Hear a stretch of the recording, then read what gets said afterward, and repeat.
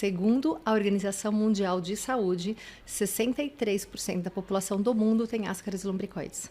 Ascaris é aquela lombriga que mora lá dentro do nosso intestino, só que pela permeabilidade intestinal ela cai para a corrente sanguínea e ela vai parar num órgão mais fraco. Então, quando a gente tem a parte asmática, alergias, quando a gente tem as rinites, a sinusite, a gente tem Ascaris lumbricoides envolvidos. Alô Brasil, alô mundo, tudo bem com vocês? Aqui Fernando Betete, o seu jornalista especializado em saúde, ainda aqui na maratona, no Congresso de Práticas Integrativas no Autismo. A minha convidada eu acabei de conhecer, não faz 4 minutos que a gente se conhece. Só que o universo, né, o Dr. Lair Ribeiro fala, né, o universo conspira. Eu já entrevistei a parceira, a gente vai entender se é parceira, sócia, amiga, colega. Colega eu sei que é a doutora Sandra Chagas. Eu já entrevistei aqui no canal do Fernando Betete. E ela é uma das minhas recordistas aí. Acho que alguns milhões de visualizações na entrevista que eu fiz com ela. A doutora Sandra Chagas, ela é muito simpática no vídeo, fala muito bem, ela é bem didática. E ela aborda assuntos que a maioria das pessoas tem curiosidade. E a doutora Elisângela, que está aqui comigo, ela é dentista, mas ela deu uma palestra aqui no Congresso de desparasitação. Mas antes da gente falar desse problema, né, dos parasitas, quem é Elisângela e por que você, de dentista, que logicamente cuida da saúde bucal, apareceu aí essa questão da saúde intestinal, né? Sim. Eu sei que está tudo interligado, mas vamos explicar aqui para o nosso público aqui. Vamos lá. Eu tenho 28 anos de formação e dentro dessas formações eu fui fazendo várias pós-graduações, porque sempre faltava mais um pedacinho, eu tinha curiosidade de conhecer mais alguma coisa. E quando eu vi, eu já era integrativa, porque dentro da boca a gente tem mais de 70 campos de interferência. E quando a gente fala desses campos de interferência, a gente fala de patógenos. Então, muitas vezes, quando a gente fala do cirurgião dentista, a gente fica pensando na cárie, na doença periodontal, na sensibilidade, no dente mole, no implante que perdeu. Se o profissional da saúde, indiferente de ser dentista ou não, olhar o porquê da cárie, o porquê de perder o dente, o porquê da sensibilidade, o porquê do sangramento, ele chega na base de qualquer doença. Então, como eu fico com a parte de cabeça e pescoço, para a gente, graças a Deus, tem muitos campos de interferência ali. E eu digo assim, graças a Deus, porque você traz a referência para o problema. Então, dentro da cadeira odontológica, a gente consegue fazer diagnóstico de muita doença. Porque você, através dos meridianos, que a gente vai pela medicina tradicional chinesa, através dos meridianos, quando você vê um dente que está sempre comprometido, você dá o bloqueio. E no bloqueio você busca qual é o órgão que está relacionado. E como é que eu chego nisso, né? Como eu te falei ali, a gente não chega pelo amor, a gente chega pela dor. Ela chegou a esse estudo, essa dedicação pela dor. Eu estou reforçando aqui, porque a maioria das pessoas, né, só mexe ali quando está doente. O que aconteceu com o seu filho? Eu tinha um filho que foi diagnosticado, ele era asmático, então usava bomba de asma, e foi diagnosticado com terror noturno. Terror? Terror noturno. Estou ouvindo isso pela primeira vez. O que é isso? É como se fosse, entre aspas, uma crise epilética que ele tem durante a noite, só que de uma forma inconsciente. Então, rapidamente eu virei uma excelente especialista em terror noturno. Eu sabia a hora, o minuto e o segundo que ia dar. Então, eu já estava do lado da cama com tudo preparado. Até um dia que eu disse assim, não, tá errado. Eu não posso estudar a doença. Eu tenho que estudar o que está acontecendo. E era um parasita que tinha ali. Um terror noturno. Que e causa. Era inconsciente, mas o que quer dizer inconsciente? Ele sentia a dor? Não, quando volta, ele não tem a percepção de nada que aconteceu. Porque às vezes numa crise epilética, quando o paciente volta, quando ele convulsiona, ele percebe o que aconteceu. Ele não, ele acordava e quando ele percebia a cena, ele dizia assim, aconteceu, né, mamãe? Eu falava, aconteceu. Qual a idade que ele tinha na época? Tinha 6 anos na época. E era frequente? Era frequente, todas as noites. Tinha noite que dava mais de uma vez. E ele tinha que ser medicado, né, através de medicações de controle, e eu não aceitava aquilo, eu dizia, não é possível. E se não dava a medicação, tinha o terror. E aí eu falei, não é possível que Deus faz um ser humano tão completo para tomar medicação o resto da vida. E eu pensei, tem que ter alguma coisa.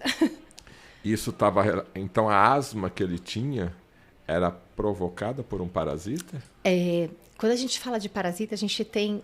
Doutora Alda Clark fala que pelo menos, quando a gente fala de um terreno oncológico, a gente tem pelo menos mais de meia centena de parasitas. E se a gente fala de estresse, se a gente fala de epilepsia, se a gente fala de diabetes, indiferente da doença que a gente fala, a gente tem parasitas relacionados. Então tem uma lista enorme que a gente pode falar muito tempo assim, tal parasita leva a isso. Tal parasita, por exemplo, pessoas que têm dependência química, psicológica, um descontrole muito grande, a gente tem estrondiloide instalado na área de recompensa do cérebro. Então muitas vezes, eu tenho fissura para comer brigadeiro. Não é você que está solicitando aquilo, é uma questão parasitária. Quando você desparasita, automaticamente a pessoa perde aquele desejo. Não, calma lá, que o negócio aqui já está indo para uma área aqui. Então, aquela hora que eu quero assaltar a geladeira, atrás de um brigadeiro, atrás de um doce de leite bem doce, eu estou assumindo, estou obedecendo ordem de um parasita? Muitas vezes sim. Olha só. Tá?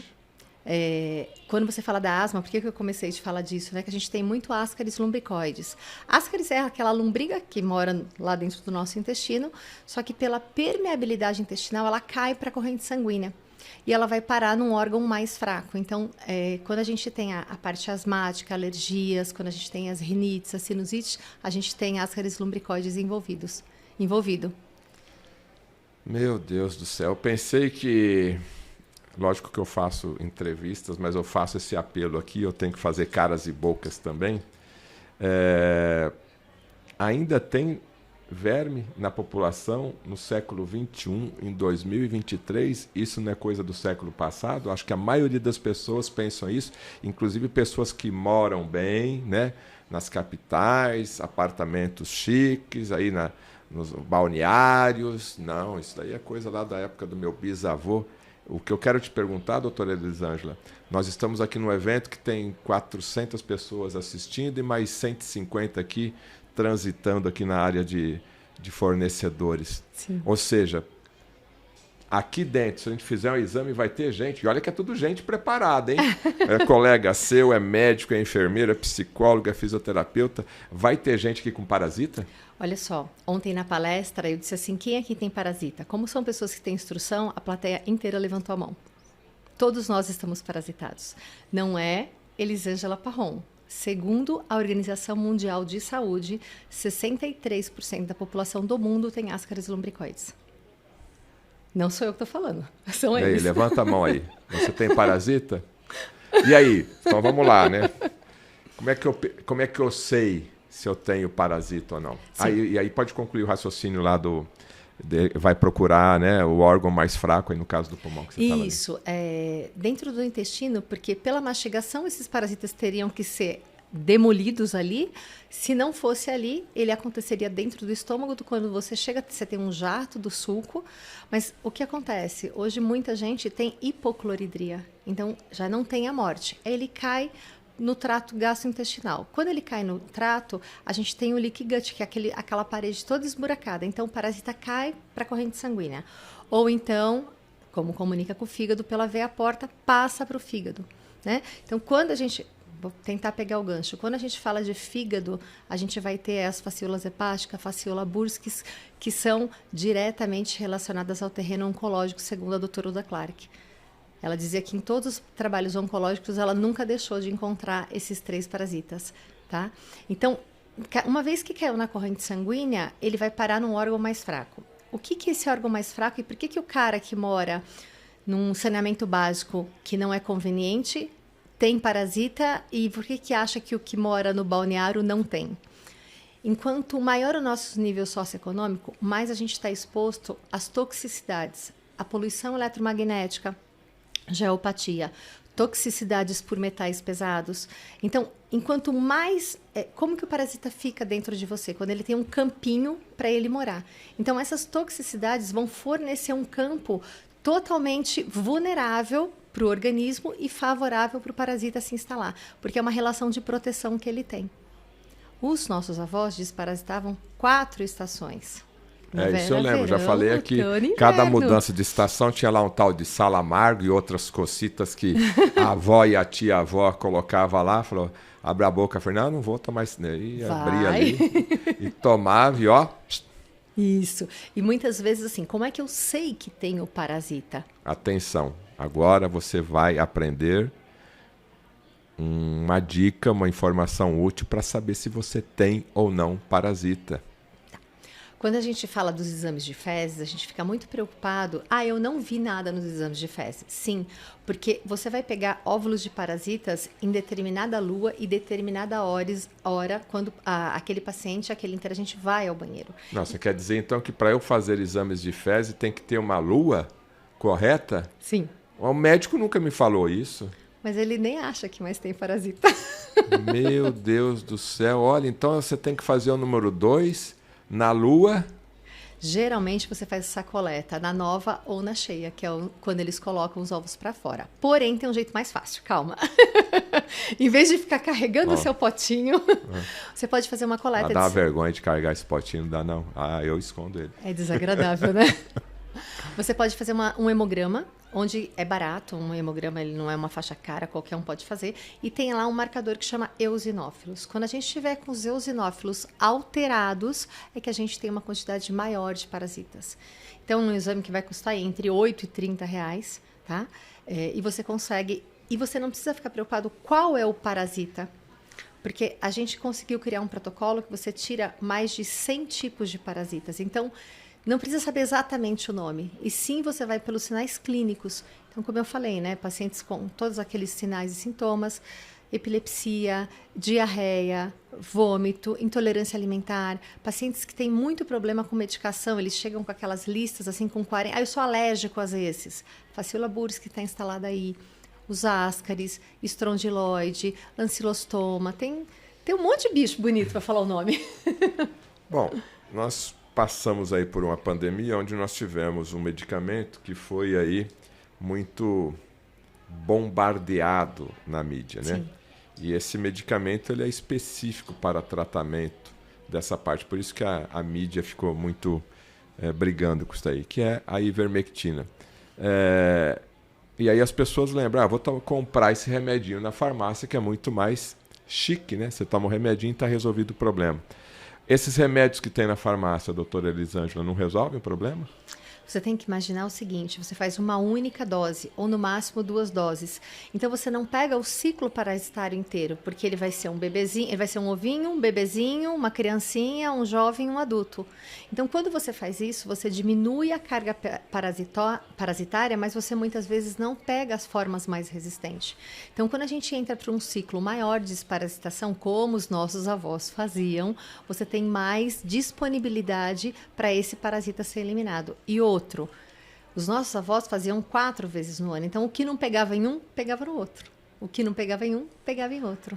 Mas se a gente parte desse raciocínio, na verdade, a gente tem que estar fazendo limpeza de forma constante. Assim como eu limpo a minha casa todos os dias, eu mando lavar meu carro toda semana, então eu tenho que fazer a mesma coisa no meu corpo, até porque eu me alimento todos os dias, sim, de forma correta num dia, de forma errada em outro dia. Viagem, estou aqui no restaurante, como de um jeito, ali eu vou para outro restaurante, ou seja, não tem uma solução definitiva. Esse processo ele é constante, a limpeza sempre tem que ser frequente, habitual. Na minha opinião, sim, como limpar a casa, como você falou. Como você come todos os dias, você se alimenta todos os dias, você limpa todos os dias. Porque se a gente imaginar essa carga eletromagnética, essa poluição que a gente vive, a gente não vai poder mais tomar água, não vai poder dormir, não vai poder usar maquiagem, não vai poder usar shampoo, tudo está contaminado. Jesus, me leva, vamos embora, chega. Chegou nossa hora. Chegou. Posso subir agora? Então, se você entender que a causa das doenças, se você olhar para o foco de parasita e se esses parasitas estão desequilibrando e você disse assim, do brigadeiro, do doce, da geladeira, ainda existem parasitas que consomem seus hormônios, sua B12, os seus minerais, os seus nutrientes, as suas vitaminas. Por isso, limpar tanto. É um inquilino aqui, inquilino chato esse, hein? Ele pega tudo do bom e do melhor, né? Exatamente. Quer brigadeiro, quer hormônio, quer testosterona, quer serotonina, aí a pessoa fica isso realmente, mesmo. Só sobra o pó para ela. Só. Né? Por isso que eu digo que quando a gente vai na base, então eu acho que o processo nutricional é maravilhoso, né? A gente está falando da questão de autista, tem que suplementar? Tem. Mas muitas vezes você tem que cuidar o que você está suplementando, porque às vezes você está suplementando uma questão parasitária. Então faz a faxina primeiro, desparasita, e depois compra flor para casa, depois enfeita. Entendeu? Tá bom. Eu acho que deu aí para você receber um choque, né? Que você tem que tomar esse cuidado aí para deixar o seu corpo sempre mais limpo, sempre mais... até por conta do sistema imunológico. Bom, eu limpei o organismo, estou me alimentando melhor, estou suplementando inclusive vitamina D, ou seja, acredito que o meu sistema imune está forte, mas também não é suficiente. A hora que entrar um verme, meu sistema imune não consegue resolver? Na verdade, não entra um. Na verdade, se você pegar um copo d'água, a nossa água que a gente vê do tratamento e analisar, você tem desde coliformes a entamoeba histolística. Então, assim, qual é o ideal? Que você faça uma boa alimentação, que você desparasite, que você diminua a poluição eletromagnética, que você durma bem. É aquele equilíbrio que a gente está acostumado. Por quê? Sempre todos nós vamos ter parasitas. Tudo ok. Existe um trabalho de 1927, de um dentista, onde os cadáveres se moviam depois de 3 dias. Ainda tinha condução eletrocelular depois de 3 dias. E quem você acha que se mexia depois de 3 dias? Os parasitas. Então, Nossa, assim... Pensou o parente ali do que estava ali no caixão. Meu Deus do céu, hein? E você sabe que isso me lembra quando eu era pequena e o defunto tinha espasmos. Eu não nem lembrei disso agora. E ele tinha espasmos. Então, o que hoje eu entendo? Era uma questão parasitária, era o movimento ali. Como acaba o alimento deles, eles também entram em óbito. Então, todos nós vamos ter parasitas. Só que a gente não pode deixar eles nos parasitarem. A gente tem que manter um equilíbrio. Vivendo e aprendendo aqui, né? Conversei aqui com a doutora Elisângela, então... A sua mensagem aí, mais um chacoalhão, né? Ela deu um chacoalhão aqui do começo até agora, mas a sua mensagem para quem quer ter aí nenhum inquilino parasita, é possível? Eu acredito que nenhum inquilino não seja possível, mas eu acho que se você deixarem os inquilinos não dominarem o seu imóvel, você consegue. É desparasitar, conseguir uma alimentação que você fuja da parte dos transgênicos, da parte dos inflamatórios, ver o que Deus fez. Você é um carro. Qual é o alimento, qual é o combustível desse carro? Se ele funciona a gasolina, não adianta querer colocar outro combustível que não vai funcionar. Então, se você partir da base do que Deus criou e do que Ele criou para você consumir, fica bem fácil, porque você não dá condições para eles aumentarem de população aí. E você viver num equilíbrio, né? E desparasitando. Para quem quiser entender melhor, mais informações, como é que faz? Tá no Instagram, doutora Elisângela Parron. Tá? Tem o telefone da clínica 11 94744 2011. A gente tem o programa do IDF, que a gente faz a nível nacional e internacional também. E tem o Desparasita Mais, que é o produto para ajudar o pessoal a desparasitar. Fala o Instagram novamente. Doutora Elisângela Parron. Elisângela com Z, P-A-R-R-O-N. É o mesmo nome que está aqui na tela dela, né? Você procura ali no Instagram. Doutora Elisângela, muito obrigado aí por esse bate-papo, né? Um bate-papo atormentador, né? Mas fez o papel, né? Ou seja, vamos nos movimentar aí em busca da saúde. Gostou? Deixa aí o seu positivo, compartilha essa live lá com o grupo da família, o grupo de empresários lá da sua empresa. É muito importante você ter mais saúde, principalmente agora em que a gente está cercado de produtos alimentícios e você tem que se cuidar. Se inscreva no canal e até a nossa próxima live. Tchau!